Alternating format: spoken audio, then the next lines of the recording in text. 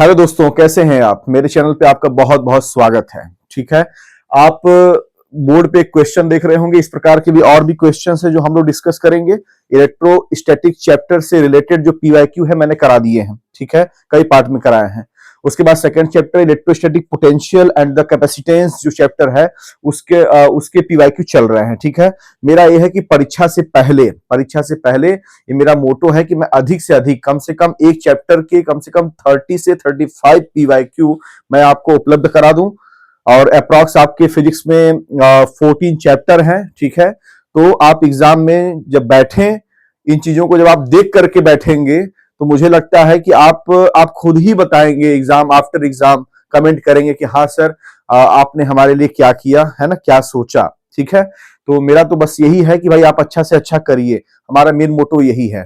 तो मैं इसीलिए इस समय क्या है कि जैसे मैं थियोरी पे, चूंकि आपको एक बात की जानकारी है कि जैसे मैं आपको बता दूं कि एग्जाम में जो मैक्सिमम नंबर ऑफ क्वेश्चन आएंगे वो फ्रॉम द न्यूमेरिकल्स आएंगे। डेरिवेशन में कुछ चुनिंदा डेरिवेशन आएंगे और थ्योरी कॉन्सेप्ट आपके पास होगा, तभी जाके आप न्यूमेरिकल को सॉल्व कर पाएंगे। तो क्यों ना हम जैसे कि इस समय वन बाय वन चीजों का डेफिनेशन या क्या बोलते हैं, ठीक है ना, अभी उसमें नहीं जाएंगे। अभी हम लोग क्या करेंगे कि मैक्सिमम नंबर ऑफ न्यूमेरिकल्स करेंगे और उसी न्यूमेरिकल्स में हम लोग सारे कॉन्सेप्ट को, थियोरी को, चीजों को पढ़ते हुए डिस्कस करते हुए चले जाएंगे। तो उससे क्या होगा कि न्यूमेरिकल से रिलेटेड जो है ना, आप चीजों को अच्छे से कर पाएंगे। ठीक है, तो यहाँ पर देखिए क्वेश्चन एक है कि consider two identical point charges located at the points 0 0 and A0। ध्यान दीजिएगा, क्वेश्चन में कह रहा है कि टू आइडेंटिकल पॉइंट चार्जेस। ठीक है, ये जो आइडेंटिकल वर्ड यूज हो गया ना, इससे आपको एक बात क्लियर हो गया कि चार्ज में कोई डिफरेंट वगैरह डिफरेंट चार्ज नहीं है। वो चार्ज क्या है, सेम चार्ज है ना। आइडेंटिकल लग जाना मतलब क्या हो गया, चार्ज कैसा हो गया, सेम हो गया। आपके पास देखिए पहला एक चीज आ गया, लोकेटेड एट द पॉइंट 0 0 दे दिया।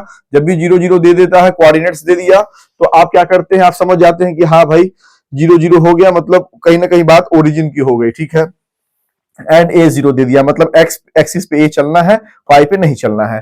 ठीक है, तो यह जो पॉइंट हमको मिलेगा वो पॉइंट हमको कहां मिलेगा, ऑन द एक्स एक्सिस मिलेगा। चलिए ठीक है, दो क्वेश्चन आपसे पूछा है, is there a point on the line joining them at which the electric field is 0, पहला क्वेश्चन।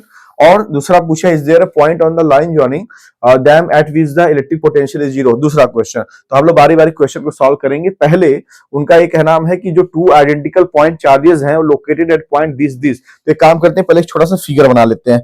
फिगर कुछ कैसा होगा, तो फिगर ऐसा होगा कि जैसे आपने एक मान लीजिए आपने क्या बनाया, x axis y axis x y plane बना दीजिए एक। ठीक है, ये आपका हो गया, दैट इज आपका क्या हो गया, एक्स एक्सिस हो गया, और ये आपका क्या हो गया, वाई एक्सिस हो गया। उसके बाद 0 0 क्या हो गया आपका, ओरिजिन हो गया। और A0 मतलब यहां से लेके मान लेते हैं यहां तक का डिस्टेंस कितना A है, तो ठीक है। और इसका नामकरण भी कर दीजिए आप। मान लेते हैं कि इस पॉइंट का नाम A है और इस पॉइंट का नाम क्या है आपका, B है। और यहां पर कितना हो गया पॉइंट, दैट इज A0 हो गया। चलिए ये भी ठीक है। उसके बाद वो क्या कह रहा है कि लोकेटेड पॉइंट 0 0 एंड A0 कौन, टू आइडेंटिकल पॉइंट चार्ज। तो मान लेते हैं कि एक चार्ज आपका यहाँ पर क्या है, Q1 है, और एक चार्ज आपका क्या हो गया, दैट इज द Q2 है। अकॉर्डिंग टू द क्वेश्चन इसका पोजीशन जो है वो डिफाइन है, पोजीशन दिया हुआ है, और वहीं पर हम चार्ज को रखे हुए हैं। और दोनों के दोनों चार्ज कैसे हैं, दैट इज आइडेंटिकल है, सेम चार्ज है। तो जब आइडेंटिकल चार्ज हो गए तो एक बात बताइए, वो हमसे एक क्वेश्चन पूछ रहा है कि दोनों चार्ज को मिलाने वाला जो लाइन है, इस लाइन के क्या किसी पॉइंट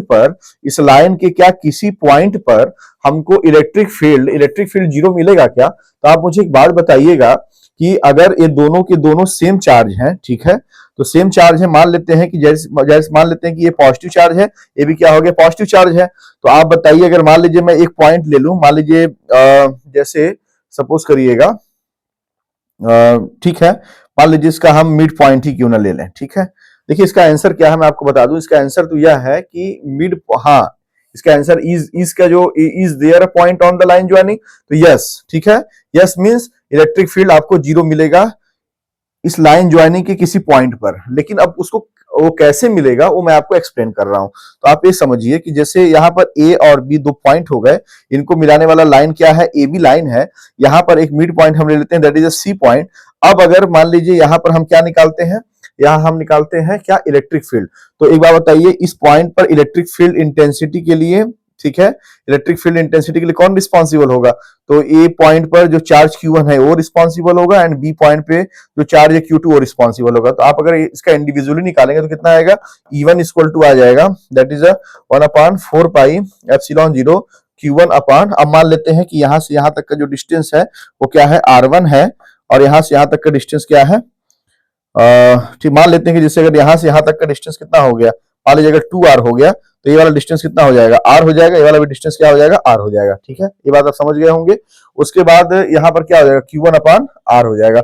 और चूंकि Q1 और Q2 क्या है, आपस में बराबर है, तो इसको हम लोग क्या कर सकते हैं, Q1 है तो Q1 ही रहने दीजिए, और इक्वेशन नंबर क्या हो जाएगा आपका फर्स्ट, और E2 निकाल लीजिए, यहाँ से क्या आ जाएगा 1/4 पाई एप्सिलॉन 0, तो ये कितना हो जाएगा Q2, तो Q2 और Q1 एक ही है, तो इसको Q2 को आप Q1 लिख सकते हैं, तो Q1 अपान क्या हो जाएगा, डिस्टेंस R, ये 2, और चूंकि ये वेक्टर क्वांटिटी है तो इसका इस चार्ज के कारण इस पॉइंट पे जो इलेक्ट्रिक फील्ड का डायरेक्शन होगा वो इधर होगा, और इस चार्ज के कारण इलेक्ट्रिक फील्ड का जो डायरेक्शन होगा किधर होगा, इधर होगा, और इस बी पॉइंट पे जो चार्ज है उसके कारण इलेक्ट्रिक फील्ड डायरेक्शन किधर होगा, इधर होगा। तो यहाँ पर देखिए वेक्टर क्वांटिटी है कौन, इलेक्ट्रिक फील्ड, और यहाँ पर देखिए डायरेक्शन जो है अपोजिट हो गया, तो यहाँ पर अपोजिट डायरेक्शन हो गया, तो इसका जब रिजल्टेंट हम निकालेंगे तो रिजल्टेंट निकालने पे हमको क्या मिलेगा, रिजल्टेंट निकालने पे हमको क्या मिलेगा, that is equal to E1 minus E2 और E2 माइनस E1।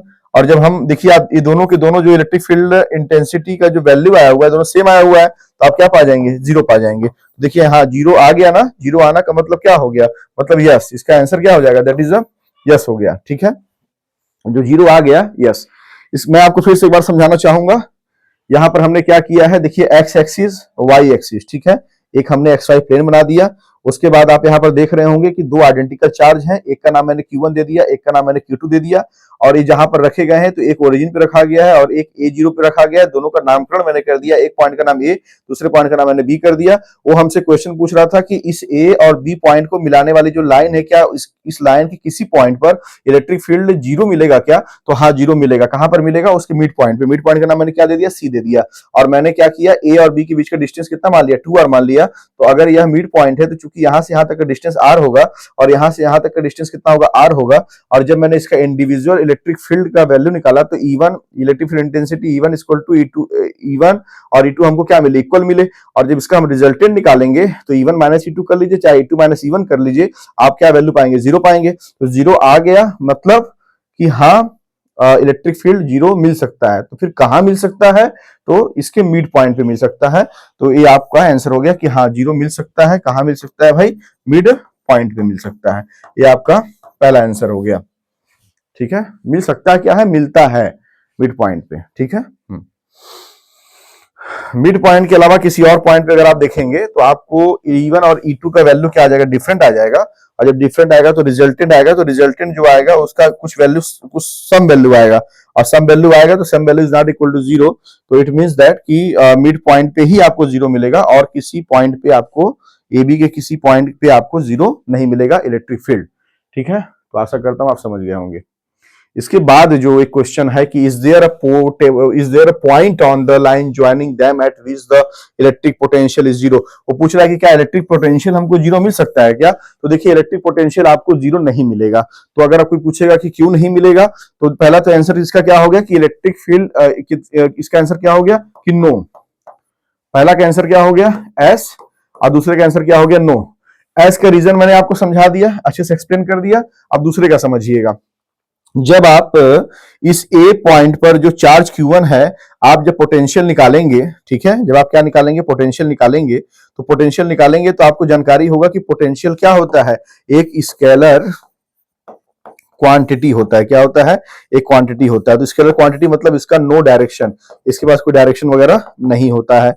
जब डायरेक्शन अगर नहीं होता है तो मान लीजिए अगर ये AB पॉइंट है, मैं अगर इसको ऐसे लिख दूं कि हाँ मान लीजिए सपोज करिए A और B पॉइंट है, अगर मैं यहीं पर पोटेंशियल की बात करूं, सपोज करिएगा कि यहां से जैसे यहां से यहां तक कितना है, मान लीजिए मिड पॉइंट ही हम लेके चल रहे हैं, सपोज करिए यहां से यहाँ 2r माना था हमने, तो ये भी r हो गया, ये भी r हो गया, ठीक है। और उसके बाद अगर यहाँ पर चार्ज Q1 है और यहाँ पर चार्ज Q2 है और Q1 इक्वल टू Q2 आपको पता है, इंडिविजुअल अगर आप निकालते हैं V1 निकालते हैं तो कितना पाते हैं आप, K और Q1 अपान R, और V2 निकालेंगे तो कितना पाएंगे, K, और Q2 और Q1 बराबर है तो क्या हो जाएगा, Q1 अपान R।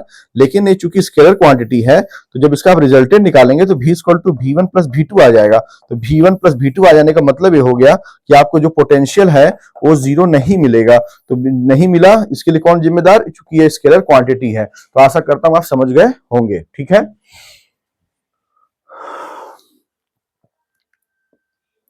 इसके बाद एक नेक्स्ट क्वेश्चन है, एक क्वेश्चन ये है कि three charges minus Q and minus Q R placed at equal distance on a straight line. If the potential energy of the system of these charges is zero, then what is the ratio of the Q such that Q? Okay, इसको भी हम लोग solve करते हैं।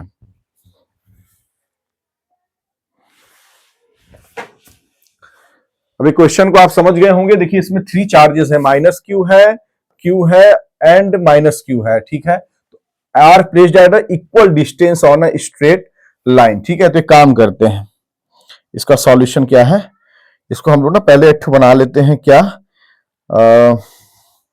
जैसा जैसा ये कह रहा है उस हिसाब से, थ्री चार्जेस ना, तो पहले एक लाइन बना लेते हैं, ठीक है। क्योंकि लाइन इसलिए बनाए क्योंकि स्ट्रेट लाइन के बारे में बोल रहा है, तो हम लोग एक स्ट्रेट लाइन बना लेते हैं। चलिए ये हमारा स्ट्रेट लाइन हो गया, ठीक है।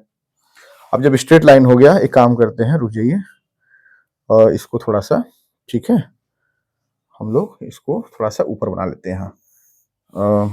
क्या हो गया,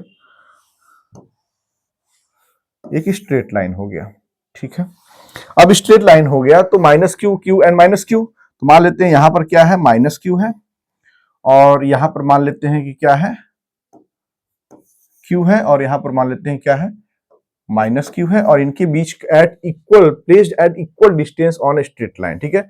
और प्लेस्ड एट इक्वल डिस्टेंस का मतलब हो गया कि इसके बीच का डिस्टेंस अगर x है तो इसके बीच का डिस्टेंस क्या होगा, x हो गया। चलिए ठीक है, उसके बाद देखते हैं आगे और क्या करना है हमें। वो हमसे पूछ रहा है कि if the potential energy of the system of this charges, तो ध्यान दीजिएगा, एक सिस्टम हमको यह दिख रहा है फर्स्ट, ठीक है ना, सिस्टम ऑफ चार्ज। दूसरा हमको यह दिख रहा है 2, और तीसरा हमको यह दिख रहा है 3, ठीक है। तो इसका जब इंडिविजुअल पोटेंशियल एनर्जी आप निकालेंगे तो इसको आप काम करते हैं, डायरेक्ट निकाल देते हैं, तो U टोटल, ठीक है, पोटेंशियल एनर्जी, ठीक है ना, ऑफ अ होल सिस्टम ना, कंप्लीट सिस्टम का कितना आ जाएगा, देखिए 1 अपान, फॉर्मूला क्या होता है, 1 अपान U इक्वल टू K और Q1 Q2 अपान R, तो उसी हिसाब से निकालिए। देखिए यहाँ आ जाएगा K और Q1 Q2 कितना हो जाएगा, देखिए माइनस Q एंड Q और अपान R, मतलब दैट इज X, ठीक है। फिर प्लस यहाँ कितना आ जाएगा, इसका और इसका K, इसका आ जाएगा Q माइनस Q अपान R X, ठीक है। फिर प्लस इसका क्या हो जाएगा, that is K minus Q upon total कितना हो गया डिस्टेंस, ठीक है, टोटल डिस्टेंस हो गया दैट इज 2x हो गया ना, यहां से यहां तक का डिस्टेंस कितना हो गया, 2x हो गया।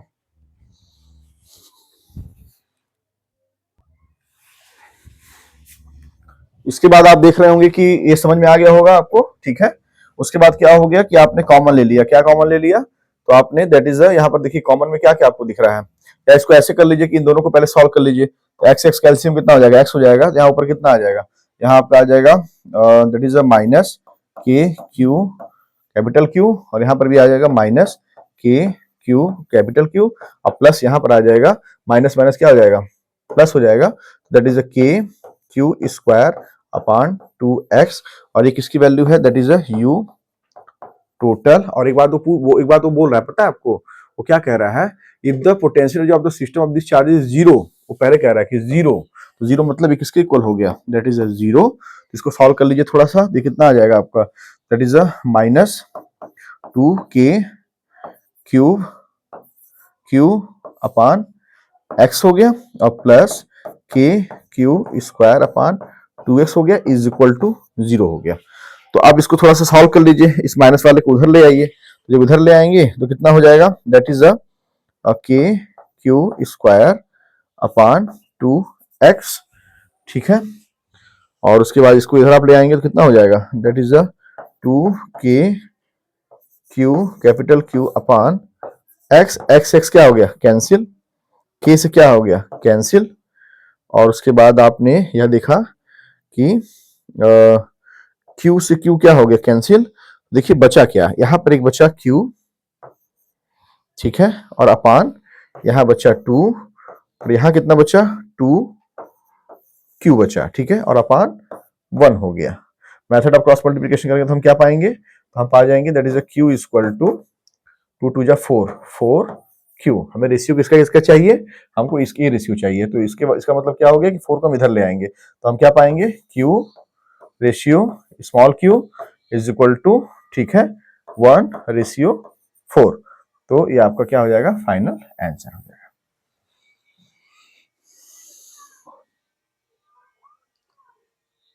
ठीक है, तो आशा करता हूं आप समझ गए होंगे।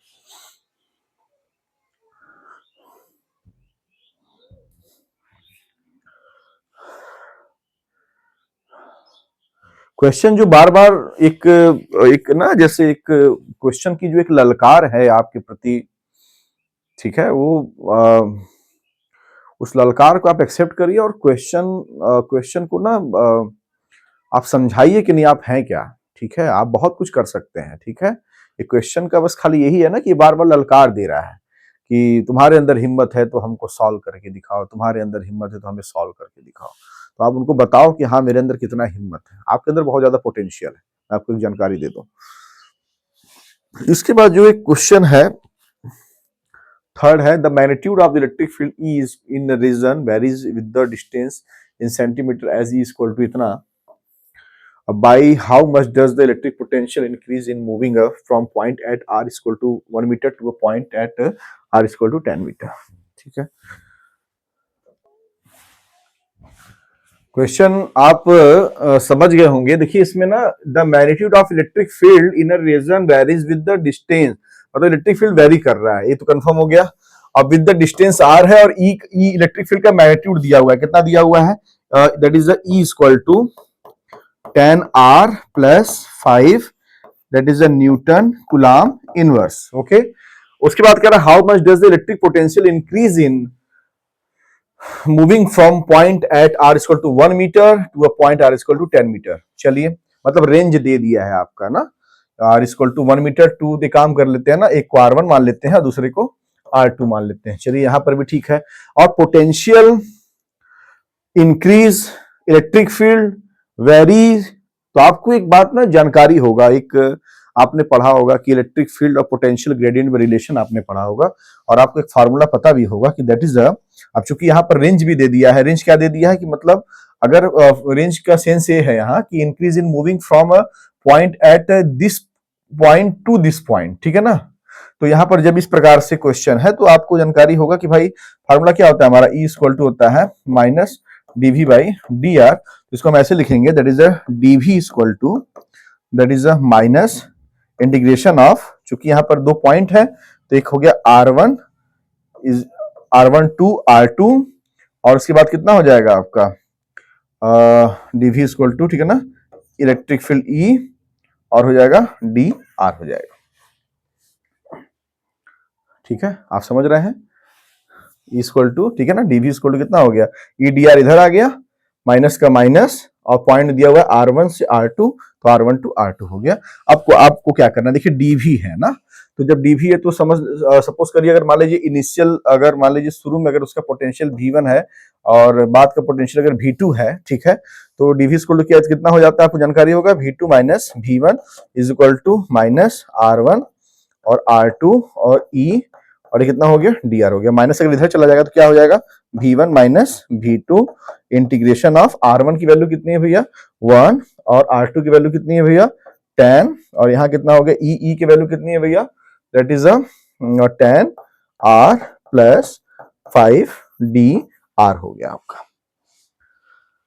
ठीक है, थोड़ा सा और सॉल्व कर लें इसको, तो इसको और सॉल्व कैसे करेंगे, इसको जैसे मान लीजिए यहाँ कितना हो गया v1 माइनस v2, इसका इंटीग्रेशन कर दीजिए। तो इंटीग्रेशन आप कैसे कर लेंगे, इंटीग्रेशन आप ऐसे करेंगे, दैट इज अ 1 और 10, ये हो जाएगा आपका कितना हो जाएगा 10 r d r plus integration 1 to 10 5 d are.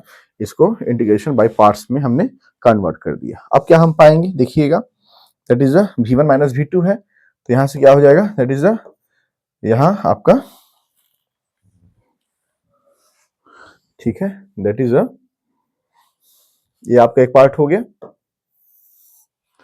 अब इधर हम लोग इसको सॉल्व करते हैं अच्छे से। तो हमारा देखिए यहाँ आ जाएगा v1 minus v2 is equal to, ठीक है, 10 r है, तो यहाँ कितना हो जाएगा आपका r का, आप देखिए 10 बाहर निकल जाएगा, r पावर 1 है तो x पावर n का कितना होता है, x पावर n प्लस 1 अपान n प्लस 1 होता है, तो r पावर कितना हो जाएगा r स्क्वायर, ठीक है, और अपान कितना हो जाएगा, दैट इज 2, और 10 कहाँ है, बाहर निकला हुआ है, और इसका जो दिया हुआ है 1 टू 10 और प्लस 5, इसमें क्या हो जाएगा, बाहर निकल जाएगा, और 1 का आप जब करेंगे तो 1 को आप क्या लिख सकते हैं, r पावर 0, तो r power 0 plus 1 upon 0 plus 1, that is r आ जाएगा, तो यहाँ r हो गया, दैट इज कितना हो जाएगा 1, और ये हो जाएगा आपका 10।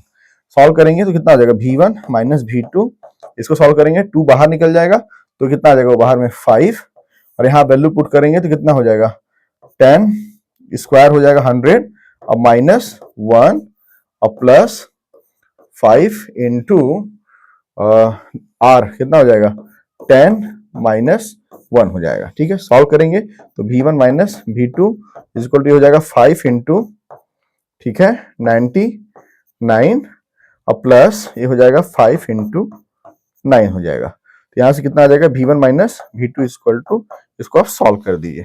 तो सॉल्व कैसे करेंगे, इसको एक काम करिए, इसको हम लोग को ऐसे कर लेना चाहिए था, 500 और माइनस 5, तो 500 में से अगर आप कितना घटा देंगे 500 और माइनस 5, तो कितना हो जाएगा 495 आ जाएगा, कितना आ जाएगा 495, ठीक है, और 495 हो गया, और उसके बाद प्लस 95 को मल्टीप्लिकेशन कर दीजिए 45, ठीक है, इसको सॉल्व कर दीजिए, कितना आएगा यहां से, that is v1 minus v2 is equal to 5 5 10 0 1, उसके बाद कितना हो जाएगा 4 1 और 4 5 5, ठीक है, तो यहां से देखिए क्या मिल जा रहा है आपको, v1 is equal to 5 4 0 plus v2, it means that, यहां पर देखिए कंक्लूजन निकल कर गया, it means that v1 is greater than v2, और जब v1 is greater than v2 मतलब इनिशियल अगर v1 है और बाद में बाद का फाइनल जो v2 है,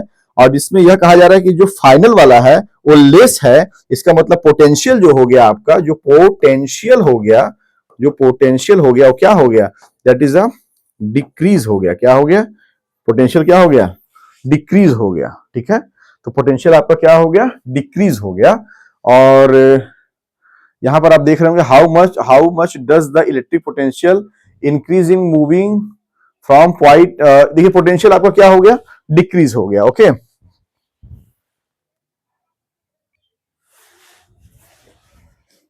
इस क्वेश्चन में देखिए एक जगह थोड़ा सा मिस्टेक हो गया है, यहां पर जो लिखा हुआ है कि how much does the electric potential increase, है इंक्रीज नहीं है, यहां हो जाएगा डिक्रीज हो जाएगा ना, डिक्रीज, क्योंकि आपने अभी खुद ही देखा है कि जो v1 है वो ग्रेटर देन v2 है ना, मतलब इनिशियल ग्रेटर देन फाइनल है, इट मींस दैट वहां पर क्या हो रहा है, मतलब डिक्रीमेंट हो रहा है, वहां पर क्या हो रहा है, डिक्रीज हो रहा है, तो कितना डिक्रीज हो रहा है, तो 540, वो पूछा हुआ है ना, how much does the electric potential decrease, तो डिक्रीज कितना हो रहा है, जिसका आंसर जो हो गया, जब v1 इक्वल टू कितना आया है, आप ही देखिए 540 प्लस v2 आया है ना, तो यहाँ पर v1 क्या है आपका, ग्रेटर देन v2 है ना, तो यहाँ पर क्या हो गया, डिक्रीज हो गया ना, कितना डिक्रीज हो गया 540, ये आपका क्या हो गया, फाइनल आंसर हो गया, ठीक है। इसके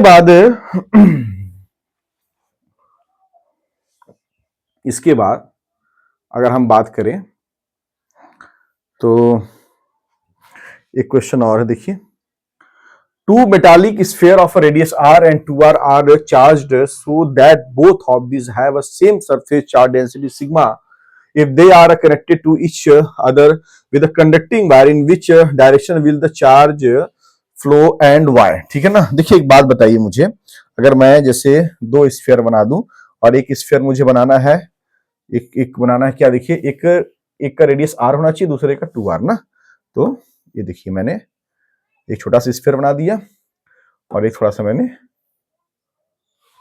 मैंने कैसा बना दिया, बड़ा बना दिया। चलिए ठीक है। उसके बाद एक का रेडियस हमने क्या दिया हुआ है, आर दिया है। दूसरे का रेडियस क्या दिया हुआ है भैया, दूसरे का रेडियस जो दिया हुआ है कितना दिया, 2r दिया हुआ है। ये हो गया आपका, बस मान लीजिए सेंटर है, ये कितना हो गया आपका 2r हो गया। और दोनों का जो सरफेस चार्ज डेंसिटी है सिग्मा है ना, सिग्मा हो गया। चलिए ठीक है। उसके बाद क्या होता है, if they are connected to each other with the conducting wire, ठीक है ना। तो यहाँ पर मुझे एक बात बताइएगा कि इनका अगर सरफेस चार्ज डेंसिटी अगर कितना है, सिग्मा दोनों सेम है, ठीक है, तो इसका सिग्मा आप निकाल लीजिए पहले कितना हो जाएगा। तो मुझे एक बात बताइए क्या होता है, सिग्मा स्क्वायर क्या होता है, that is q by s. तो सिग्मा कितना है इसका, क्यू बाई एस कितना है इसका, that is 4 pi r square, ठीक है। इसका निकाल लीजिए, सिग्मा स्क्वायर क्या होगा, क्यू बाई एस। तो सिग्मा स्क्वायर कितना हो गया, क्यू बाई एस कितना है इसका 4 पाई आर स्क्वायर, मतलब इंटू 4r स्क्वायर। बोलिए हाँ, ठीक है। तो कितना हो जाएगा, सिग्मा इक्वल टू क्यू अपान 4 4 जा 16 पाई आर स्क्वायर, ये हो गया आपका, ठीक है। और दोनों सिग्मा क्या है आपस में, ठीक है।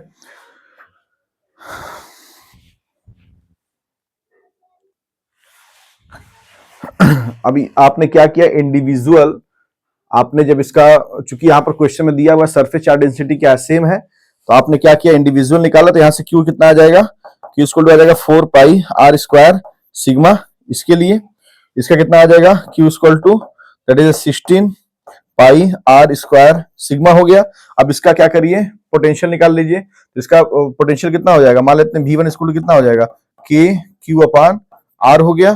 तो आर कितना दिया हुआ है, रेडियस कैपिटल आर, ठीक है। इसका V1 कितना हो जाएगा, इसका V1 हो जाएगा दैट इज के, और क्यू कितना दिया हुआ है, into 4 pi r square sigma upon r. R से आर क्या हो जाएगा, कैंसिल, तो कितना मिलेगा आपको, के इंटू 4 पाई, ठीक है, इंटू आर इंटू सिग्मा। आपको क्या मिला, V1 मिला। अब थोड़ा सा यहाँ V2 निकाल लीजिए। तो V2 इसको क्या हो जाएगा, यहाँ पर भी क्या होगा, के क्यू अपान आर है, तो कितना हो जाएगा 2r हो गया। तो यहाँ से के क्यू कितना दिया हुआ है इसका, क्यू आपने यह निकाला हुआ है, into 16 pi r square sigma upon 2r हो गया। और 2 से कैंसिल हो गया, कितना हो गया, ये 8 हो गया। आर से आर कैंसिल हो गया, तो यहाँ कितना बचा हमारे पास, के इंटू 8 पाई आर सिग्मा हो गया V2।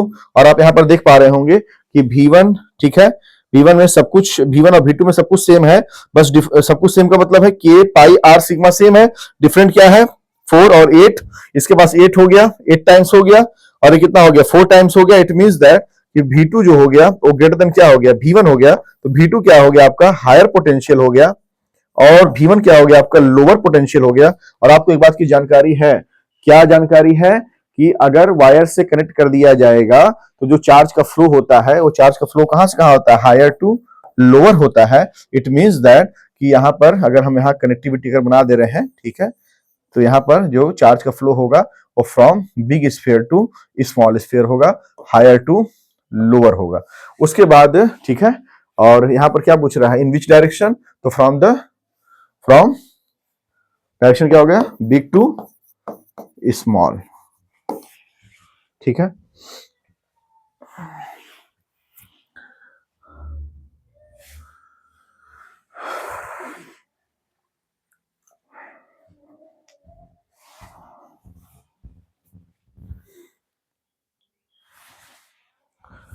इक्वेशन यहां देख रहे होंगे, what is the electric potential at the surface of a silver nucleus of a diameter. देखिए डायमीटर दिया हुआ है, ठीक है, डायमीटर दिया हुआ है और इलेक्ट्रिक पोटेंशियल पूछ रहा है, भी पूछ रहा है आपसे। डायमीटर दिया हुआ है तो आपको पता है कि रेडियस इक्वल टू क्या होता है, d/2। यहां से क्या आ जाएगा 12.4 Fm अपॉन क्या आ जाएगा 2। इसको आप सॉल्व कर दीजिएगा, कितना आ जाएगा आपको, देखिए यहाँ से 1 2 4 आपका कितना आ जाएगा 26.2 आ जाएगा ना। तो ये आपका क्या हो गया, दैट इज 6.2 Fm को लिख, Fm को क्या करेंगे, फेरोमीटर है ना, टेबर -15 मीटर हो गया, आपका क्या हो गया, रेडियस हो गया। और अगर आपको निकालना है पोटेंशियल तो V इक्वल टू होता है के क्यू अपान, और ठीक है क्यू, अब क्यू अपान क्या होता है, दैट इज अ आर, ये फार्मूला होता है। और आपको यहाँ पर एक जानकारी है, क्या जानकारी है, ठीक है, तो आपके पास क्या हो गया, आर की वैल्यू आ गई, यहाँ से क्या हो जाएगा के, और क्यू इक्वल टू क्या होता है, क्यू इक्वल टू न्यूक्लियस दिया हुआ है ना, क्यू इक्वल टू आपको पता है कि दैट इज अ जेड ई, और जेड कितना दिया हुआ है 47 दिया हुआ है, तो 47 इंटू 1.6 इंटू टेबर माइनस 19 कूलम। ओके, सॉल्व करिए, कितना हो जाएगा 47 इंटू 1.6 इंटू टेपर माइनस 19, और अपन आर कितना दिया है 6.2 इंटू टेपर माइनस 15, और के की वैल्यू कितनी होती है, के की वैल्यू कितनी होती है, के की वैल्यू कितनी होती है 9 इंटू 9, के की वैल्यू कितनी होती है 9, यहाँ रख दीजिए भाई, के की वैल्यू 9 इंटू 10⁻9, ठीक है। इसको जब आप सॉल्व करेंगे तो सॉल्व करने पे इसका जो आंसर आएगा वो 1.07 इंटू समथिंग आएगा, थोड़ा देख लीजिएगा, पोटेंशियल वोल्ट आएगा, ठीक है, ठीक।